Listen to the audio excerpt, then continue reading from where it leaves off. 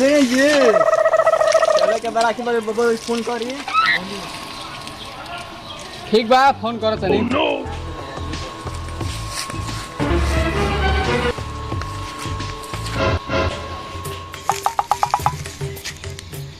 Hello साले साहेब एके से गोर लागत तनी मेहमान जी। कह समाचार बिहाने आवत नहीं जा राखी उखी लेके का बिहाने हम तो बाहर जाता नी। का बाहर ना ना ना हमनी के बिहाने आवत नहीं जा राखी बने। ला दीदी से बात करो। हाँ हाँ प्रणाम दीदी। खुश रहो। क्या कहता रे बाहर जाता रे सबके भाई बाहर से घरे वाला राखी बनाते बाहर जाता है। राखी के दिन ते बाहर जीबे।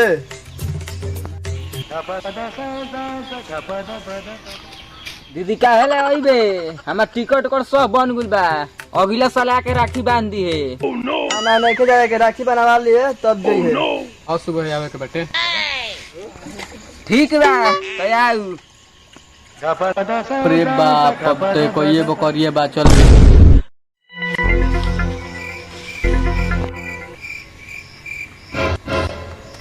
का हो साले साहब राखी बनाई का मिली अब की बार। रोरो दम से लालची बनी का भैया आप राखी बांध देते हैं।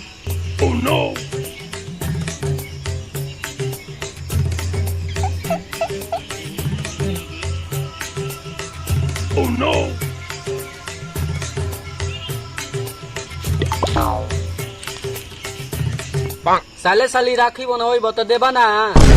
मीठा कहलो क्या दीदी संपापड़ी ले बड़े हम जिन्हें छेना का टिकिया ले लीजिए। क्या कर बबुआ सुबह गाड़ी धो के आगे सब दुकान बंद रहे। दीदी रे राखी तो बांधिए तो ले 11 रुपये। 11 रुपये तुम कुछ किने खा लिया। ना ना रख रख रख एगो बकरी में से दे दो। बकरी लेबे मेहमान जी बकरी ले हम चली कहत तो बकरिए दे दी।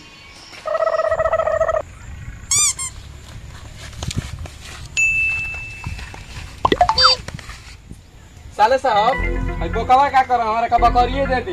ए महाराज एगो तो बकरिया पोसा रखले बानी। इहो बकरिया लेके चलिन तो पूरा हमार बकरी पोसावे खत्म। बबुआ नामा बकरी मांस दे देना चरावत रहियो।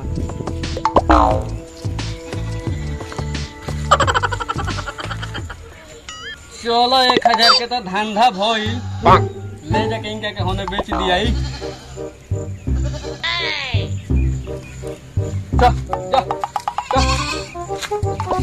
ऐसन बहिन बहनोई बाड़ा सा कि पूरा लालची राखी लो राखी हर कर हट डिजाइन चलो राखी हर कर हट डिजाइन राखी लो राखी हर कर हट डिजाइन हर कर हट डिजाइन राखी लो राखी हर कर हट डिजाइन राखी लो राखी हर कर हट डिजाइन राखी लो राखी हर कर हट डिजाइन राखी हर कर डिजाइन राखी वाला है ना वो है ना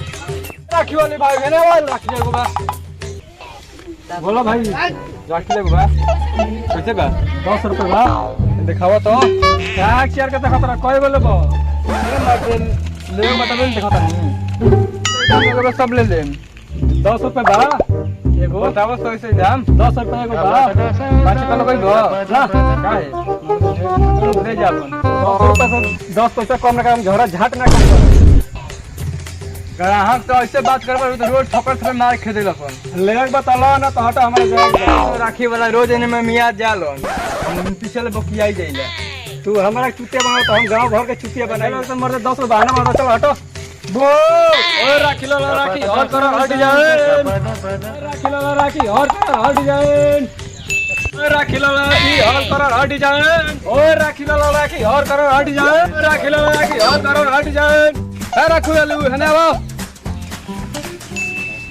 क्वेश्चन राखी ले बड़ा हो देखो ए केने बालू बाबा राखी ले हो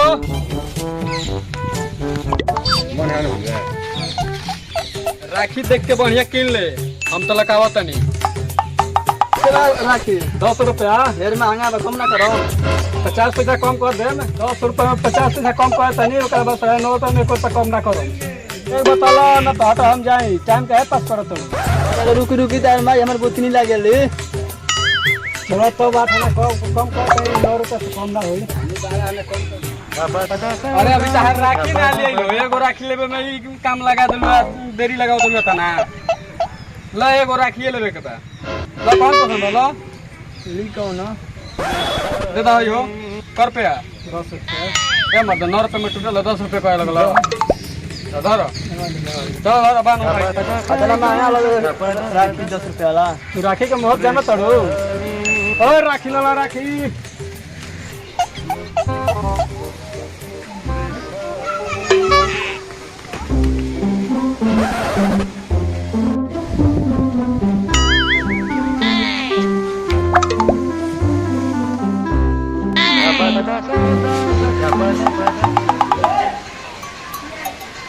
हल्दे तो फोन आता तो हीरो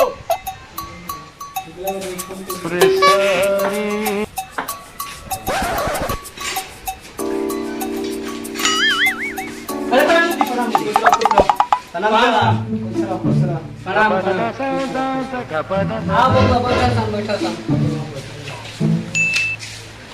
दीदी कहिया लिया वो फेल बनी सिबेरा साइड बनी माइक पुछलिया बबुआ कहां गुल त माइक कल से गोल बडेरा पाड़ी खिया गोल बांग सुन गई नहीं पानी छोड़े खबर चैन बा हाथ जो पानी लिया हाथ खत्म हमरे परेशान कर ले भैया तो छोड़ छोड़ अभी बनावा बोल कर ना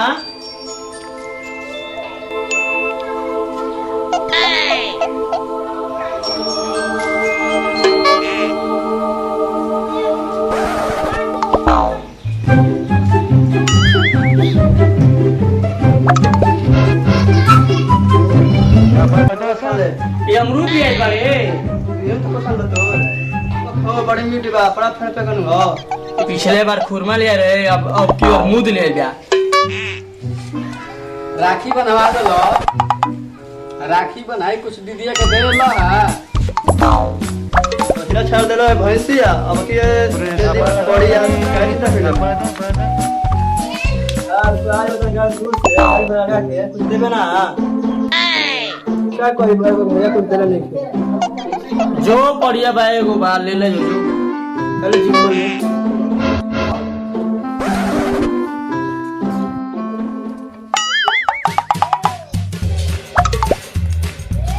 साले साहब हो ये पानी फेला हां राखी बनाई चलो इनके के ले चलो इनको का 50,000 में बेचो कौनो कुछ दिन के थोड़ा की चली हमार चल